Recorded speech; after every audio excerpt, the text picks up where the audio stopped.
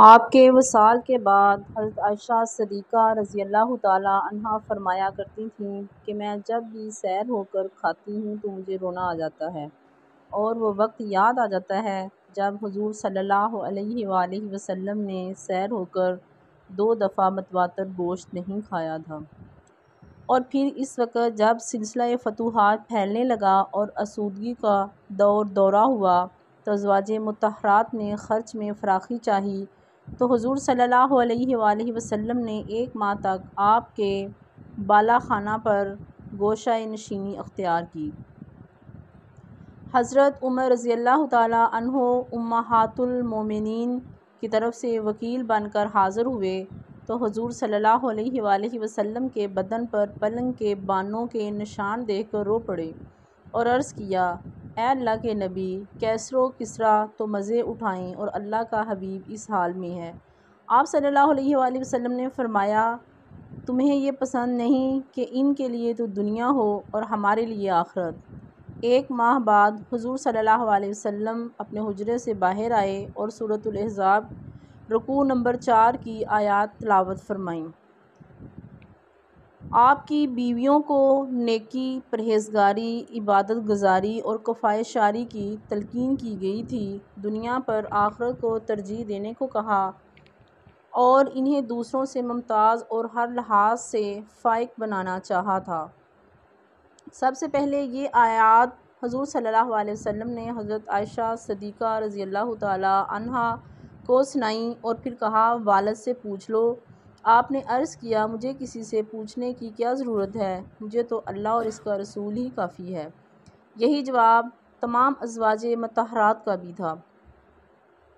اس زندگی میں کتنا نفیس سبق ہے کہ دنیا داروں کے لیے کہ حضور صلی اللہ علیہ وآلہ وسلم نے ان بیویوں کو اسلامی تعلیم کے رنگ میں ایسا مطمئن رکھا کہ انہوں نے کبھی دنیاوی سامان کی خواہش نہ کی اور ہمیشہ آخرت کو دنیا سے بہتر سمجھا۔ کاشانہ نبی کیا تھا، اللہ کے محبوب نبی کا برتر از عرش بری حجرہ تھا، جس کا دل دنیا کے تمام دولت مندوں سے زیادہ غنا تھا۔ باوجود یہ کہ تمام عرب مطیع تھے، لیکن گھر کی یہ حالت تھی کہ مٹی کی 4 دیواری تھی اور کھجور کی پتیوں کی چھت تھی جو بارش سے بچنے کے لیے ڈال دی گئی تھی، مگر آپ کی ازواج مطہرات نے نہ صرف اسی کو دنیا اور آخرت کا اعزاز سمجھ کر زندگی گزار دی۔ حضرت عائشہ صدیقہ رضی اللہ تعالیٰ عنہا نے اللہ اور اس کے رسول صلی اللہ علیہ وسلم کی رضا جوئی کو سرمایہ حیات سمجھا، ہمیشہ فکر و فاقہ کی زندگی کو اپنے لیے باعث اعزاز خیال کیا۔ حضرت عائشہ صدیقہ رضی اللہ تعالیٰ عنہا بچپن ہی سے بہت ذہین تھیں۔ بچپن میں ایک دفعہ حضرت عائشہ گڑیوں سے کھیل رہی تھیں کہ آپ صلی اللہ علیہ وسلم پاس سے گزرے۔ ننھی عائشہ کی گڑیوں میں ایک پر والا گھوڑا بھی تھا۔ حضور صلی اللہ علیہ وسلم نے پوچھا، عائشہ یہ کیا ہے؟ جواب دیا، گھوڑا ہے۔ حضور صلی اللہ علیہ وسلم نے فرمایا، گھوڑوں کے تو پر نہیں ہوتے۔ انہوں نے بے ساختہ کہا، کیوں یا رسول اللہ صلی اللہ علیہ وآلہ وسلم؟ حضرت سلیمان کے گھوڑوں کے تو پر تھے۔ حضور صلی اللہ علیہ وسلم نے یہ جواب سن کر تبسم فرمایا۔ شادی کے بعد حضرت عائشہ صدیقہ رضی اللہ تعالیٰ عنہا کی زندگی میں بہت ذمہ داریاں آ گئی تھیں۔ ذرا ذرا سی بات پر آپ صلی اللہ علیہ وسلم کی سہولتوں کا خیال رکھتیں اور آپ کی دلداری کا کوئی موقع ہاتھ سے جانے نہ دیتیں۔ حضور صلی اللہ علیہ وآلہ وسلم بھی آپ سے غیر معمولی محبت کرتے تھے۔ حضرت عمرو بن عاص رضی اللہ تعالیٰ عنہ نے آپ صلی اللہ علیہ وسلم سے پوچھا، اے اللہ کے نبی، آپ کو دنیا میں سب سے زیادہ کون عزیز ہے؟ فرمایا، عائشہ۔ کہا، مردوں میں پوچھتا ہوں؟ فرمایا، عائشہ کا باپ۔ یہی حال حضرت عائشہ کا تھا، وہ بھی آپ صلی اللہ علیہ وسلم سے بہت محبت کرتی تھیں۔ بعض اوقات ایسا اتفاق ہوا کہ حضرت عائشہ رضی اللہ تعالیٰ عنہا رات کو بیدار ہو جاتیں اور آپ کو پاس نہ دیکھتیں تو پریشان ہو جاتیں۔ ایک دفعہ یہی صورت پیش آئی اور آپ کو خیال آیا کہ شاید آپ کسی اور بیوی کے پاس تشریف لے گئے ہوں۔ ادھر ادھر تلاش کیا تو دیکھا آپ تسبیح و تہلیل میں مصروف ہیں۔ اپنی غلط خیالی پر نادم ہوئیں اور بے اختیار زبان سے نکل گیا، میرے ماں باپ آپ پر قربان، میں کس خیال میں ہوں اور آپ کس حال میں ہیں؟ آپ صلی اللہ علیہ وآلہ وسلم نے جن کپڑوں میں انتقال فرمایا، حضرت عائشہ نے انہیں بڑی محبت سے محفوظ رکھا تھا۔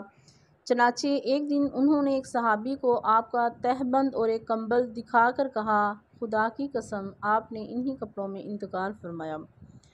حضرت عائشہ صدیقہ رضی اللہ تعالیٰ عنہا کو وہ رسول کریم صلی اللہ علیہ وآلہ وسلم سے بہت زیادہ محبت تھی، لیکن اس محبت کا کوئی اثر رسول صلی اللہ علیہ وسلم کی خدمت میں نہیں پڑتا تھا، بلکہ سب سے زیادہ انہی کو آپ کا شرف خدمت حاصل تھا۔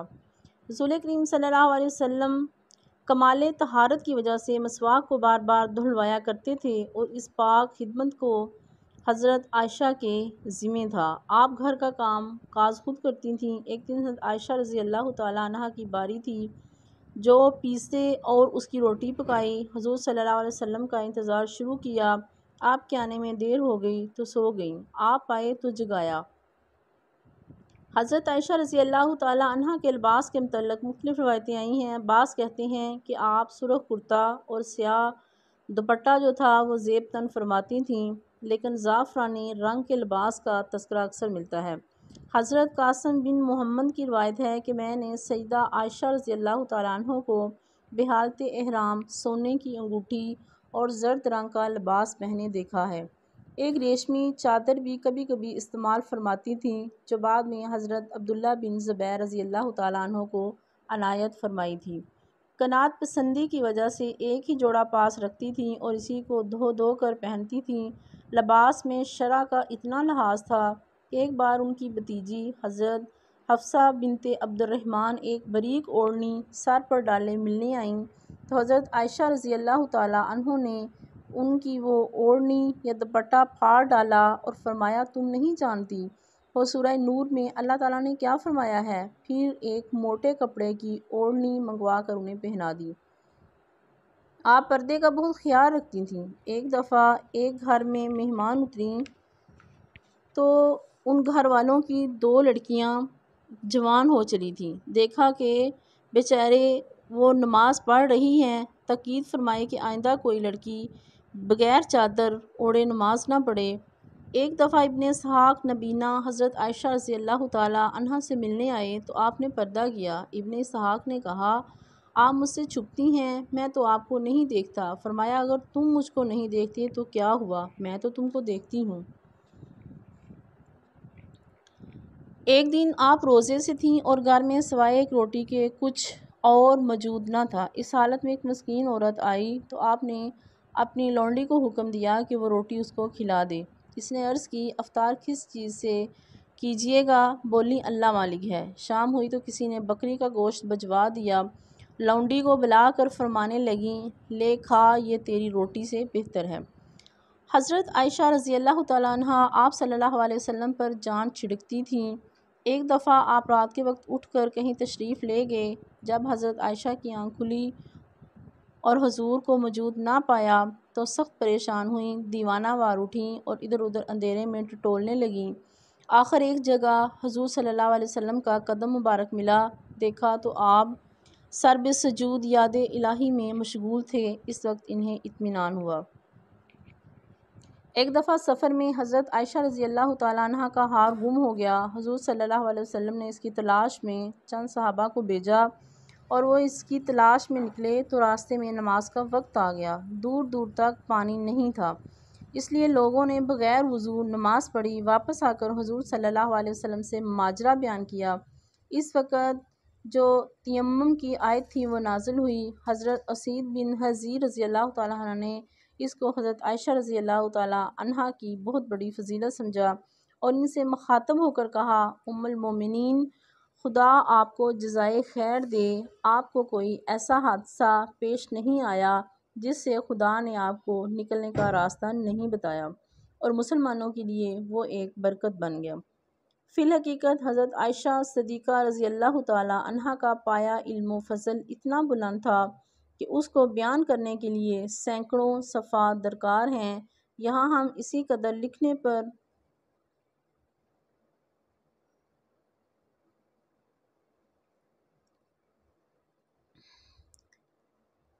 بہت سے اہل سیر کے نزدیک علمی کمالات، دینی خدمات اور سرور عالم صلی اللہ علیہ وآلہ وسلم کی تعلیمات و ارشادات کے نشر و اشاعت کے اعتبار سے حضرت صدیقہ رضی اللہ تعالیٰ عنہ کا کوئی حریف نہیں ہو سکتا۔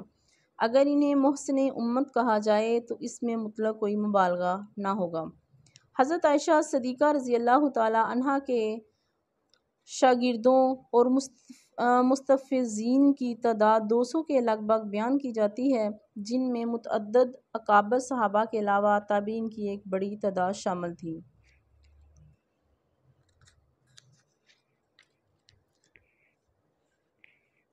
ایک بار حضرت ابن زبیر رضی اللہ تعالیٰ عنہ نے حضرت عائشہ رضی اللہ تعالیٰ عنہ کو 1,00,000 درہم بھیجے۔ آپ اس دن روزے سے تھیں، سب اسی وقت تقسیم کر دیے۔ جب شام ہوئی تو زرع نے کہا، اے ام المومنین، اس رقم سے افطار کے لیے کچھ گوشت ہی لے لینا تھا۔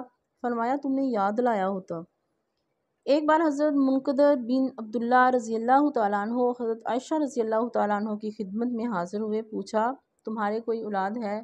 انہوں نے کہا، نہیں۔ فرمایا، اگر میرے پاس 10,000 درہم ہوتے تو تم کو دے دیتی۔ حسن اتفاق سے اسی شام حضرت امیر معاویہ رضی اللہ تعالیٰ عنہ نے ان کے پاس کچھ رقم بھیجی۔ فرمانے لگیں، کس قدر جلد میری آزمائش ہوتی ہے۔ فوراً اس آدمی کو بیچ کر حضرت منقدر کو بلایا اور 10,000 درہم ان کو عطا کیے۔ انہوں نے اس رقم سے ایک لونڈی خریدی جس سے ان کے متعدد بچے پیدا ہوئے۔ حضرت علی رضی اللہ تعالیٰ عنہ سے جنگ پیش آئی۔ اس موقع پر حضرت عائشہ رضی اللہ تعالیٰ عنہ اونٹ پر بیٹھی تھیں، اس لیے اس کو جنگ جمل کہتے ہیں۔ اگرچہ کہ یہ جنگ اتفاقیہ پیش آ گئی تھی، تاہم جب ان کو اس کی شرکت یاد آتی تو بے اختیار رقت طاری ہو جاتی اور پھوٹ پھوٹ کر رونے لگتی تھیں۔ ان کو اپنی اس غلطی پر ہمیشہ افسوس رہا۔ اکثر فرمایا کرتی تھیں، کاش آج سے 20 برس پہلے میں معدوم ہو چکی ہوتی۔ اس واقعہ جمل کے متعلق حضرت صلی اللہ علیہ وآلہ وسلم نے اشارتاً ازواج مطہرات سے فرمایا تھا کہ تم میں سے ایک اونٹ پر بیٹھنے والی ہے جس کے آس پاس بہت سے مقتول ہوں گے اور اس کے بعد ہی اس کی مغفرت ہوگی۔ اصول دین کو پھیلانے کا حضرت عائشہ صدیقہ رضی اللہ تعالیٰ عنہ کو خاص ملکہ حاصل تھا۔ اس مقام میں آپ وہاں تک پہنچی ہوئی ہیں کہ چند ہی صحابہ آپ سے سربلند نظر آتے ہیں۔ یہ کمال کی عنایت اللہ کی طرف سے ہی ہے کہ شادی ہوتی ہے تو لڑکپن ہے۔ فقط 9 سال حضور صلی اللہ علیہ وسلم کی ساتھ گزارے، مگر اس مدت میں ہی تفقہ فی الدین کے اس مقام تک پہنچ گئیں جہاں بڑے بڑے صحابہ آپ سے رجوع کرنا باعث عزا سمجھتے تھے۔ آپ پوری شرح صدر اور کمال احتیاط کے ساتھ مسائل سمجھا کرتی تھیں۔ آپ کو حضور صلی اللہ علیہ وآلہ وسلم سے خصوصی نسبت کی بنا پر چند ایسے فضائل اور بلند درجات حاصل تھے جو کسی اور کا مقدر نہ بن سکے۔ سیدہ عائشہ رضی اللہ تعالیٰ عنہ ان اوصاف خاص کا بڑے فخر سے ذکر کرتی تھیں اور فرمایا کرتی تھیں کہ میرے جو ہے وہ آقا صلی اللہ علیہ وسلم کے نکاح میں کوئی بیوی جو ہے نہیں آئی۔